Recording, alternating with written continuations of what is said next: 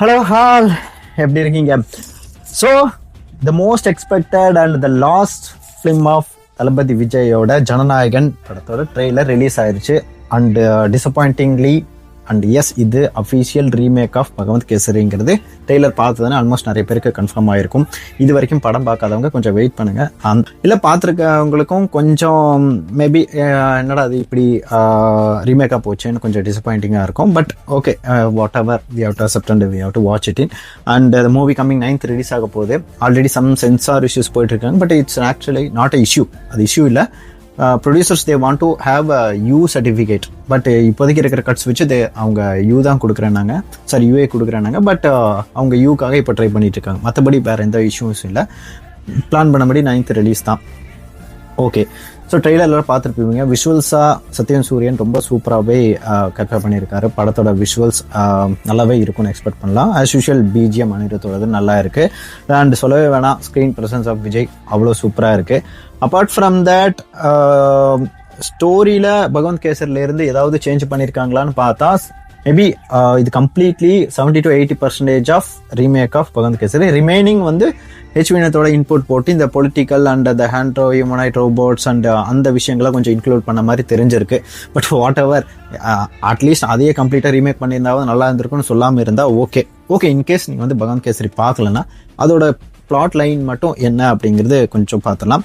சிறை கைதியாக இருக்கிற பாலகிருஷ்ணா எதிர்பாராத ஒரு தாக்குதலில் இருந்து ஜான் விஜய் காப்பாற்றுறாரு. அங்கே சிறை அதிகாரியாக இருக்கிற சரத்குமார் பாலகிருஷ்ணாவை நோட் பண்ணி அவரை ரிலீஸ் பண்ண கொஞ்சம் ஹெல்ப் பண்ணுறாரு. அதுக்கப்புறம் பாலகிருஷ்ணா சரத்குமார் அப்புறம் அவங்களோட மகளோட ரொம்ப க்ளோஸாக பழகுறாங்க. இதற்கிடையில் சரத்குமார் எதிர்பாராத விபத்தில் இறந்து போகிறாரு. அவரோட மகளை அடாப்ட் பண்ணுற பாலகிருஷ்ணா சரத்குமாரோடைய லட்சியமான அவரோட மகளை தைரியமாகவும் இராணுவத்தில் அவங்கள சேர்க்கணும் அப்படிங்கிற ஒரு லட்சியத்தை வச்சு அதற்கு ஏற்றபடி ஒர்க் பண்ணுறாரு. இதுக்கிடையில் பார்த்தா அவங்களோட மகளுக்கு ஒரு சிறு வயதில் இந்த மாதிரி ஏற்பட்ட ஒரு ஷாக்னால அவங்களுக்கு பயம் அப்படிங்கிற ஒரு பிரச்சனையும் இருக்குது. அவரும் வந்து ஃபோர்ஸ் பண்ணிகிட்டே இருக்கார். பட் மக வந்து அதில் பெருசாக இன்ட்ரெஸ்டடாக இல்லை. அதுக்கு ட்ரீட்மெண்ட் கொடுக்கவும் கொஞ்சம் சைக்காலஜிக்கலாக அட்வைஸ் கொடுக்கவும் தான் காஜல் அகர்வால் ரோல் அப்படின்னு அந்த படத்தில் ஒன்று இருக்குது. அப்பார்ட் ஃப்ரம் தட், ராகுல் சங்வி அப்படிங்கிற ஒரு பெரிய பிஸ்னஸ் மேன் வந்து இந்தியாவோட ப்ராஜெக்ட் வி அப்படிங்கிறத திருட ட்ரை பண்ணிட்டு இருக்காரு. அப்போதான் ஒரு விஷயத்துல மாட்டிக்கிற போது அங்கே கிடைக்கிற ஒரு முக்கிய ஆதாரத்தை எதிர்பாராத விதமா பகவந்த் கேசரியோட மகளோட லேப்டாப்ல காப்பி பண்ற நேரிடுது. அதை நோட் பண்ற வில்லனோட ஆட்கள் அவங்க மகளை கடத்தி வச்சிருக்காங்க. அப்போ பகவந்த் கேசரி போய் அதை காப்பாத்துறப்பதான் தெரியுது இப்போ ஆல்ரெடி இவங்க 2 பேருக்கும் இடையிலே ஆல்ரெடி பகை இருக்கு. அதுதான் ஃபிளாஷ்பேக்ல பகவந்த் கேசரி ஒரு போலீஸ் அதிகாரியா இருக்காரு. அவரு ஒரு அரசியல்வாதியாக வந்து பப்ளிக்காகவே அரெஸ்ட் பண்ணி அவமானப்படுத்தி ஜெயிலில் போட்டதுனால அவரோட மகனான ராகுல் சங்கவி பாலகிருஷ்ணா பழி வாங்கணும்னு அப்படின்னு பொய் கேஸ் போட்டு ஜெயிலுக்கு அனுப்பிடுறாரு. அப்போ தான் அந்த ஜெயிலில் இருந்து நமக்கு இனிஷியலாக பார்த்தா அந்த சீன் வந்து கனெக்ட் ஆகும். இதுக்கப்புறம் அவங்க 2 பேருக்கு இடையில சேலஞ்சும் இருக்குது. இதுக்கிடையில் இவங்க பாலகிருஷ்ணா எப்படி தன்னோட மகளை தைரியம் வர வச்சு ஆர்மியில் சேர்த்தாரு, அப்புறம் இவங்களுக்கு இடையில இருக்கிற பிரச்சனை எப்படி முடிஞ்சது அப்படிங்கிறதுலாம் தெரிஞ்ச விஷயம் தான். இது ஆல்ரெடி நீங்கள் ஜி3லேயே பல 100 தடவை பார்த்துருப்பீங்க. இது ஒரு டீசெண்டான ஒரு கமர்ஷியல் படம் தான். பட் இப்போ ரீமேக் பண்ணுற அளவுக்கு இதில் எந்த ஒரு ஸ்கோப்பும் அப்படின்னு இல்லை. பட் கமர்ஷியலாக பார்த்தா ஒர்க் அவுட் ஆகும். இன்கேஸ் வந்து ப்ராப்பராக ரீமேக் பண்ணியிருந்தாலும் இது நல்லாவே போக வாய்ப்பு இருக்குது. பட் ரீசன்ட் இயர்ஸில் ரீமேக்குன்றது ரிலீஸ் வந்தாலும் அது நல்ல ரெஸ்பான்ஸ் வாங்கினாலும் அதிகமாக ஓடி நல்ல ஒரு பாக்ஸ் ஆஃபீஸ் கலெக்ஷன் கொடுக்கறதுக்கான வாய்ப்புகள் மிகவும் குறைவு. ஏன்னா முன்னே ஒரு ரீமேக் பண்ணால் அது அங்கே மட்டும்தான் அவைலபிளாக இருக்கும். பட் அதுவும் வந்து ஒரு லிமிட்டட் இன்ஃபர்மேஷனாக தான் இருக்கும். யாருக்கும் அவ்வளோ சீக்கிரம் அது ரீமேக்னு தெரியவே ரொம்ப டைம் எடுக்கும். பட் இப்போல்லாம் அப்படி இல்லை. ரீமேக்குன்னு இன்ஃபர்மேஷன் வரதுக்கு முன்னாடியே அது ஓடிடியில் இருக்குது, மற்ற டிவி சேனல்ஸில் இருக்குது. இப்போல்லாம் தமிழ் டப்ஸ்லேருந்து எல்லா லாங்குவேஜ்லேயும் அவைலபிளாக இருக்கிறப்போ அது ஈஸியாக பார்த்துட்றாங்க. இப்போது அதை பார்க்க போகிறது போய் ஜட்ஜ் பண்ணி எப்படி ரீமேக் பண்ணியிருக்காங்கன்னு மார்க் போகிறதுக்காக தான் எல்லோரும் போகிற மாதிரி இருக்கும். பட் அப்பார்ட் ஃப்ரம் தட், நீங்கள் நோட் பண்ணிங்கன்னா தெரிஞ்சிருக்கும், இதில் டயலாக்ஸ் வந்து தளபதி விஜய் இருக்கும். நீங்கள் யூடியூப் ட்ரெய்லர்லேயே போய் கீழே பார்த்தீங்கன்னா அவர் தான் எழுதியிருக்க தான் காமிச்சிருக்காங்க. பட் சேம் டைம் இது கடைசி படமாக ஏன் கொடுத்துருக்காங்கன்னா இது பொலிட்டிக்கல் இன்ஃப்ளூயன்ஸ் கொஞ்சம் எக்ஸ்ட்ராவாக ஆட் பண்ணிக்கலாம். பிகாஸ் அதில் கொஞ்சம் கண்டென்ட்ஸ் ஆட் பண்ணியிருக்காங்க. இதில் நான் சொன்னதில் ஃபர்ஸ்ட் ஆஃப் ஃபுல்லாகவே கம்ப்ளீட்டாக ஆல்மோஸ்ட் ரீமேக் பண்ணியிருப்பாங்க.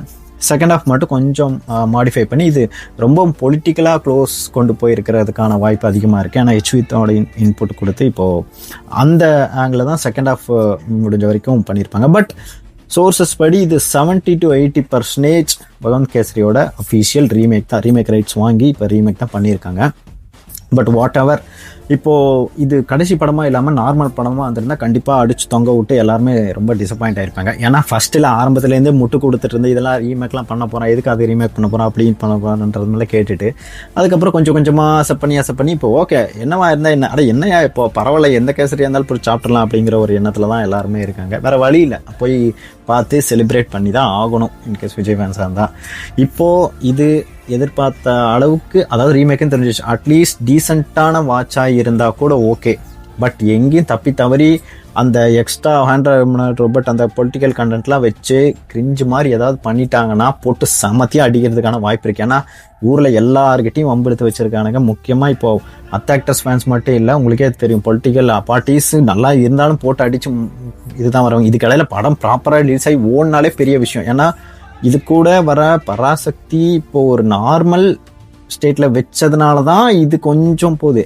அது நல்ல ஒரு ரெஸ்பான்ஸ் மட்டும் வாங்கிருச்சுன்னா ஒரே வாரத்தில் வாஷ் அவுட் ஆகிறதுக்கான வாய்ப்புகள் அதிகமாக இருக்குது. ஏன்னா பொங்கல் ஹாலிடேஸ்லேயே பார்த்து முடிச்சுடுவாங்க. ஏன்னா ஒரு second and third time watch தான் ஒரு படத்தோட எக்ஸ்ட்ரா கலெக்ஷன்ஸ் வர்றதுக்கும் அதிகம் வாய்ப்பு இருக்குது. Okay, whatever, let's go and celebrate. நீங்கள் ட்ரெய்லர் பார்த்துருப்பீங்க, ஆல்மோஸ்ட் நிறைய சீன்ஸ் அப்படி டிட்டோவாக பண்ணி வச்சுருக்குது தெரிஞ்சு. ஏன்னா அதில் நீங்கள் தெலுங்கில் இன்கேஸ் பார்த்துருந்தீங்கன்னா அதில் நிறைய ஆக்ஷன் சீன்ஸ் இருந்தாலும் அது பாளைய படன்றதுனால நம்ம பெருசாக அதில் லாஜிக்கல் எதுவும் பார்க்காம அப்படியே அப்சர்வ் பண்ணியிருப்போம். போஸ்டர்ஸ் மட்டும் இல்லை, ஆல்ரெடி நீங்கள் ட்ரெய்லரில் நிறையா பார்த்துருந்தாலும் அப்படியே டிட்டோவாக நிறைய சீன்ஸ் அப்படியே எடுத்து வச்ச மாதிரி தான் இருந்தது. ஓப்பனிங் சீனே ஜெயில் ஃபைட் சீன்ஸே ஃபியூ இதில் வந்திருக்கு. நீங்கள் இதில் பார்த்தீங்கன்னாவே தெரியும். இன்ட்ரோ சீன் இதுதான் அப்படின்னு இப்போவே கன்ஃபார்மாக தெரிஞ்சிருச்சு. அதுக்கப்புறம் ட்ரெய்லர்லேயே உங்களுக்கு சீன் தான், ரெண்டும் அதே மாதிரி தான் இருக்குது. பார்த்தீங்கன்னா அவர் ஜெயில் யூனிஃபார்ம் போட்டிருக்காரு. இதுலேயும் அதே மாதிரி தான். நீங்கள் சூப்பர்மேன் கேட்டதுக்கு இல்லை நான் நாட் மேரி மேன் அந்த மாதிரி அந்த ஒரு சீன் அப்படியே எக்ஸாக்டாக இருக்குது. அதே சீனில் தான் இவங்க எப்படி வளர்க்கணும் அப்படிங்கும்போது புலி மாதிரி வளர்க்கணும் அப்படிங்கிற ஒரு சீன் அதே சீனில் தான் இதுவும் வரும். ஆனால் இது பார்த்தா ஜெயில் யூனிஃபார்ம் மாதிரி இல்லை. ஓகே, இந்த சீன் உங்களுக்கே தெரியும், பாட்டிலே நீங்களாம் பார்த்துருப்பீங்க. அந்த செல்லமகளே பாட்டே இந்த ஒரு இதுக்காக தான் வருது. அதில் அணிலே பாட்டு அணிலேன்னா வச்சுக்க முடியாது, அதனால் செல்லமகளேன்ற பாட்டு இதில் வச்சுட்டாங்க.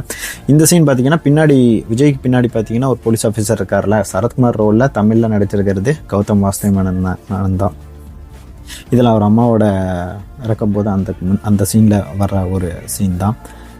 அப்புறம் இதெல்லாம் பார்த்தீங்கன்னா அதுக்கப்புறம் வர அவர் மகளுக்கு ஆர்மி ட்ரைனிங் கொடுக்குற அந்த ஒரு சீன்ஸ் தான். அதே எக்ஸாக்டாக இருக்கிற மாதிரி இருக்குது. கொஞ்சமாக ஏதாவது வேரியேஷன் காமிச்சிருக்கலாம், அட்லீஸ்ட் வேறு ஏதாவது பண்ணியிருக்கலாம். ஆக்சுவலாக எனக்கு Vijay fan I am completely disappointed, அது நான் சொல்லிட்டேன்.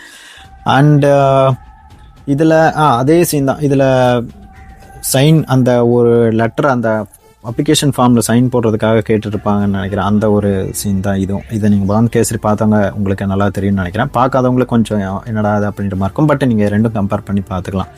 இதில் ப்ராஜெக்ட் வீண்டு இருக்குது. பட் இதில் ப்ராஜெக்ட் சம்திங் சம்திங்லாம் வந்துச்சுல, அந்த ப்ராஜெக்ட் வந்துருக்கு. பட் அது இந்த சைடில் கொஞ்சம் பிக் ஸ்கேலில் பண்ணுற மாதிரி இருக்குன்னு நினைக்கிறேன். ஆனால் அது நரேன் பிரியாமணிலாம் என்ன ரோலுனால எனக்கு தெரில. ஏன்னா அந்த மாதிரி ரோல் இந்த சைடில் எதுவுமே இல்லை. சேம் டைம் இதில் அந்த சைக்காலஜிஸ்ட் ரோல்லலாம் காஜல் இந்த மாதிரி இதில் பூஜா டேக்கு வேறு எதுவும் அந்த ப்ரெஸ்ஸில் இருக்காங்க, அதனால வேறு எதுவும் ரோலாக இருக்கும். இதில் ஒரு ஷிப் சீன் வருதுல, இந்த ஷிப் சீன் தான் அதுலேயும் இருக்கும். அதில் அவரோட மகனையே அவர் சாப்பிட்டுன்னு விட்டுருவார், ராகுல் சான்வி அப்படிங்கிற கேரக்டர். இந்த ஒரு சீன் பார்த்தீங்கன்னா அப்போ தான் யாருன்னு தெரிஞ்சு அட்டாக் பண்ண போவாங்க. அந்த சீனில் அவரை பார்த்து பயந்து போவாங்க. அப்போ ஒரு ஃப்ளாஷ்பேக் வரும். அந்த சீன் தான் அந்த கையில் தீப்பந்தம் பிடிச்சிட்டு பின்னாடி யானையெல்லாம் வரும்ல, அந்த ஒரு சீன் தான் அந்த ஃப்ளாஷ்பேக்கில் வரும். இந்த கட்டில் அந்த ஃபைட் மட்டும்தான் வரும், அதுக்கப்புறம் எதுவும் வராது. இந்த சீன் தான் இந்த சீன். அதுலேயும் இதே மாதிரி ஒரு ஃபைட் சீன் இருக்கும். இதான் இன்டர்வல் சீன். அதில் டைலாக் உங்களுக்கே தெரியும். அதில் bro don't care, I don't care வரும். இதில் ஐ எம் கம்மிங் அப்படின்ட்டு வருது. அதுக்கப்புறம் அதுதான் இன்டர்வல் பாயிண்ட். அது ஆக்சுவலாக அதுதான் இன்டர்வல் டைலாக். அஃப்கோர்ஸ் அந்த இன்டர்வல் முடிஞ்சோடனே எடுத்தோன்னே ஃப்ளாஷ்பேக் போகும். அந்த ஃப்ளாஷ்பேக் சீனை தான் போயிட்டு இவர் ஒரு பொலிட்டீஷியனை அரெஸ்ட் பண்ணுவார், ஆடுகளம் நிறையன்னு. அவரோட பையன் தான் அந்த ராகுல் சான்வி. இதில் அதே மாதிரி இன்டர்வலுக்கு அப்புறம் வர சீன் தான் இந்த சீனாக இருக்கும். இல்லைனா அதுக்கு முன்னாடியே ஃப்ளாஷ்பேக் கொஞ்சம் மாடிஃபை பண்ணி வச்சுருக்கிறதுக்கான வாய்ப்புகளும் அதிகமாக இருக்குது.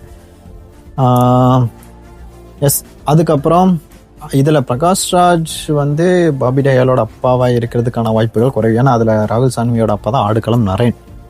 அதில் தான் இந்த சீனில் தான் இப்போ இங்கே இதில் இந்த சீனில் தான் ராகுல் சான்வி அவங்க ஊரில் இருக்கிற நிறைய பேரை அடித்து அப்புறம் அவர் போய் கேஸில் பிடிச்சி ஜெயிலில் போட்டுருவாங்க. அந்த சீன் தான் இதுலேயும் வச்சுருக்காங்க, பாபி ஒரு scene. Okay, but apart from that மற்ற ஃப்ரேம்ஸ்லாம் பார்க்குறப்போ டிஃப்ரெண்ட்டாக ஏதோ ட்ரை பண்ணியிருக்காங்க. ஹியூமனாய்ட் ரோபோட்ஸ், அப்புறம் நிறைய ட்ரோன்ஸில் பறந்து வச்சு மதன் கௌரிலாம் ஒரு சீனில் வந்துட்டு போனார். Okay, but what ever, at least இது வந்து இப்போ ஆல்ரெடி ஃபிக்ஸ் ஆகிடுச்சு. எல்லாருமே ஒரு மைண்ட் ஃபிக்ஸ் பண்ணிட்டு தான் போகிறாங்க இப்போ. ஓகே, இப்போ ஆமாம், இப்போ ரீமேக் தான், என்ன பண்ணுறதுன்னு எல்லாம் ஃபிக்ஸ் ஆகிட்டாங்க. ஓகே, பட் வாட் எவர், இது ஒரு நல்ல ஃபெஸ்டிவல் ரிலீஸ், போயிட்டு நல்லா பார்த்து நல்லா என்ஜாய் பண்ணிட்டு செலிப்ரேட் பண்ணிட்டு வர்றது தான் மேட்ரு. முடிஞ்ச வரைக்கும் போயிட்டு இதை சண்டை போட்டு முட்டு கொடுக்கறதுக்குலாம் இதை ஒன்றும் இல்லை. இதில் போயிட்டு அனலைஸ் பண்ணி இடன் டீட்டெயில்ஸ் எடுக்கிறதுக்குலாம் ஒன்றும் இல்லை. ஃப்ரீயாக போயிட்டு பார்த்து என்ஜாய் பண்ணிட்டு வரதுக்காக மட்டும்தான். ஆல்ரெடி என்ன பிளாட்டுன்னு கூட நமக்கெல்லாம் தெரிஞ்சிச்சு. ஸோ இதை ஒழுக்கமாக மேனேஜ் பண்ணாலே பாஸ் மார்க் வாங்கிடலாம். இதில் இன்னும் கொஞ்சம் ஓவராக ஏதாவது டைலாக் பேசி ஏதாவது பேசி பிரச்சனைகள் வராமல் இருக்கிற வரைக்கும் நல்லது. பட் அப்பார்ட் ஃப்ரம் தட் எல்லாமே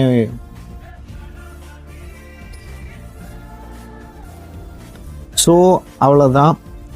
இதில் இது கூட கிளாஷ்க்கு.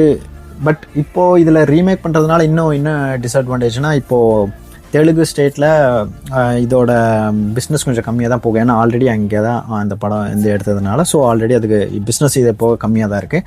ப்ளஸ் அதில் இன்னொரு இஷ்யூ என்னென்னா, அங்கேயே ஒரு டசன் படம் ரிலீஸ் ஆகிறதுக்கு ரெடியாக இருக்குது. நார்த்தில் சொல்லவே வேணாம், ஆல்ரெடி பிஸ்னஸ் ரொம்ப டவுன். ஸோ இங்கே ப்ளஸ் கேரளா, இங்கே மட்டும்தான் இது பிஸ்னஸ் ஆகி ஓடினா தான் அரௌண்ட் 300 to 400 crore எக்ஸ்பெக்ட் பண்ணலாம். பட் அது நம்ம பிஸ்னஸ் கிடையாது.